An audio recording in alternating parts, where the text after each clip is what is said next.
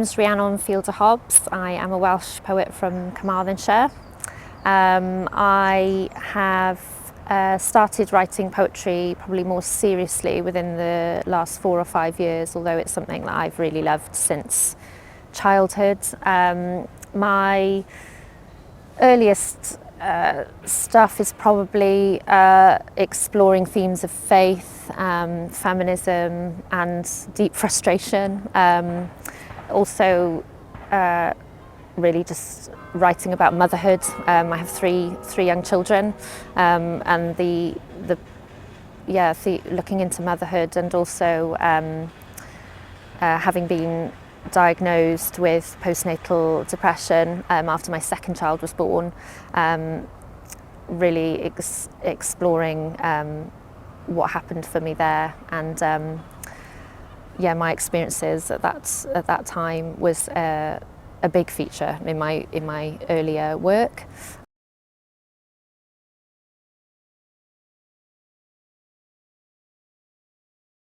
Grieving the living. I lined your tin can coffin years ago, laid you to rest in your tennis shoes and suit. Come Monday, I was witness to one of your many resurrections, a wild scrawl found accidentally inside a book called Art Needs No Justification. Love, it needs none either. For a few hours, I have decided to let you live, taking breath through your own historic script, central as the light changes, witness to one of these normal days, all its comings and its goings. Dishes have come out within the periphery of your words, then gone away, and then come out again, until the moon whispers a curfew across that book sitting open on a desk, and I lay you to rest amongst the other paper coffins, those who live on only through their pages and their pens. You are placed carefully back within the wood of our shared history, as solid and secure as I can make you, and I climb the stairs into the present on my own, put these still tangible people to bed.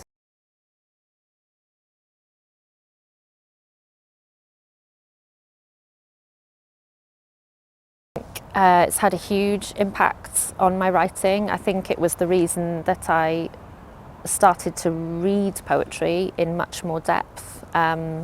When I was diagnosed with postnatal depression after my second child was born, and then I also had borderline psychosis, so I was very, very unwell. And I found that I couldn't focus for long periods of time, and I found it very difficult. For example, I wouldn't be able to read a book or read prose easily, but I was able to access poetry. And I started to read writers like Wendy Cope, and I remember specific occasions very vividly where I'd be having a very, very difficult day and feel very isolated, very unwell, and I would go to the bookshelf and pull off a poetry book and read a poem, and it became like medicine to me. And I think that's when, even though I've loved poetry from a very young age, I really realised the power of it, what it can do to somebody who's for somebody who's in a very difficult situation. And I think my experience was that I was handed hope through different poems that I read at the time, and I think then when I started to become a little bit better, I started to write my own poetry, which I wasn't able really to do at the time just because I didn't have the clarity. But now that I've started to write my own work and explore things from my own point of view, it's been so interesting that what I really love to do is to do that same thing, to not in a cliched way, but to be able to hand people hope, I think is so important. And that isn't just achieved through happy, joyful poems, although I do love poems that make you laugh. I like comical poetry, but I think as well just being able to read truth, being able to read your own experience or your own feeling expressed so beautifully on a page can be a really liberating experience. And I think in the future that is what I would love to do and look to do for other people.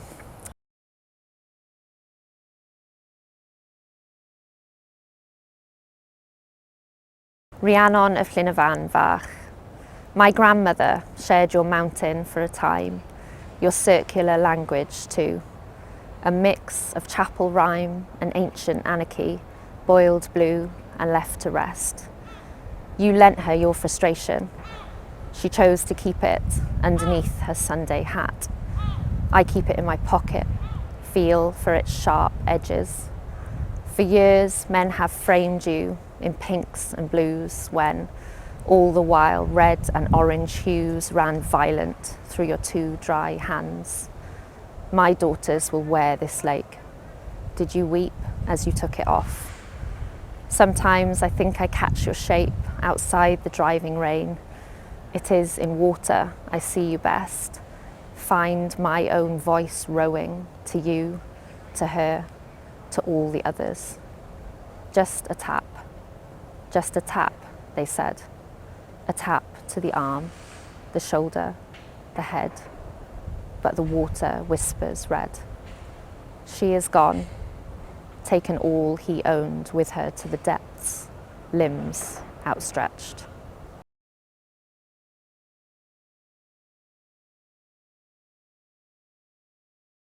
I was recently accepted onto the Tynewedd Poetry Masterclass with Gillian Clark and Caroline Duffy, which was just an invaluable experience, being around other poets and seeing how they do things, and just being able to put your work in front of other people was really special to me.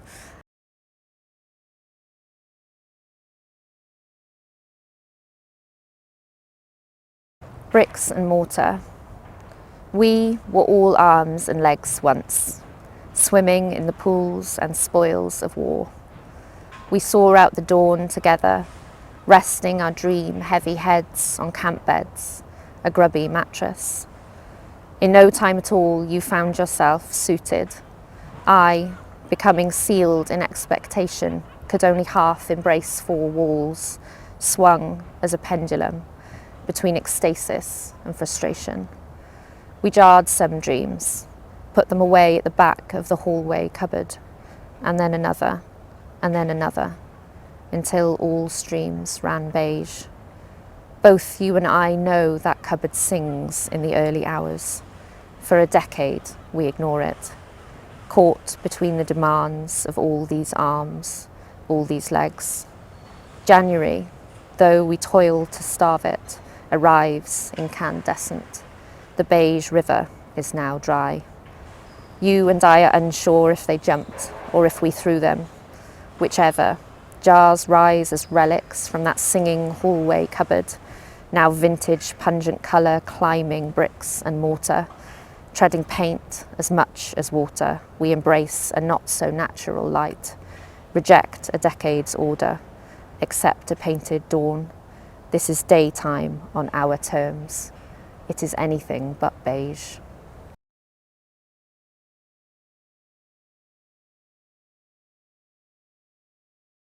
I would love to release a collection.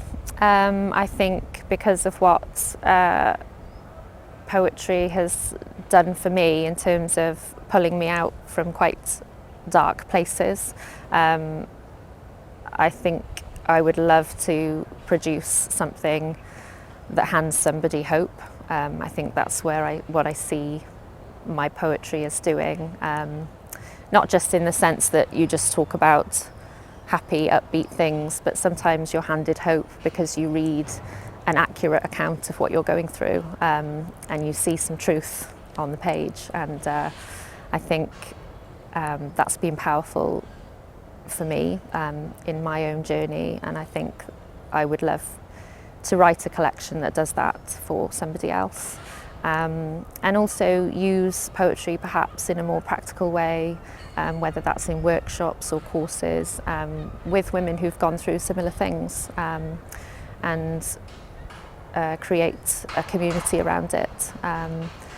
Yeah, so.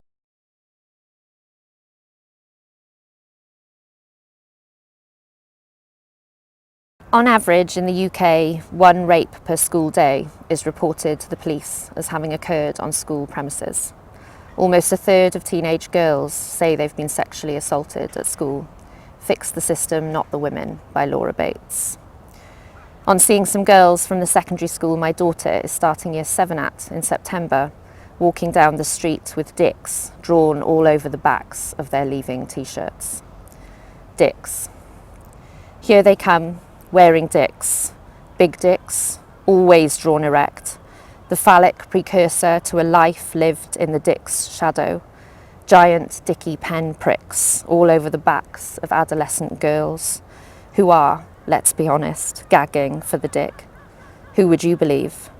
The boy brandishing a pen or the girl wearing a too short dick about the town? Dicks will be dicks, after all, just as boys will be boys. Some of the dicks are drawn with hairy balls. It's all just a laugh, a bit of banter, see. Your daughter wearing a sticky dick is not surprising. She should not feel uncomfortable, hard done by. In fact, it is a compliment, love. All those dicks carried in the space between her shoulder blades. All hail the dicks. The thick-set dicks, some dripping with cum, never floppy, rigid as history dicks. Always porno dicks. Vulvas are only worn behind closed doors, on t-shirts, in school halls. It's just dicks. I'd like to think in 6 years' time, my girl will not leave school wearing the dripping dick of unconscious bias across her still young back. Let's raise a dick to that.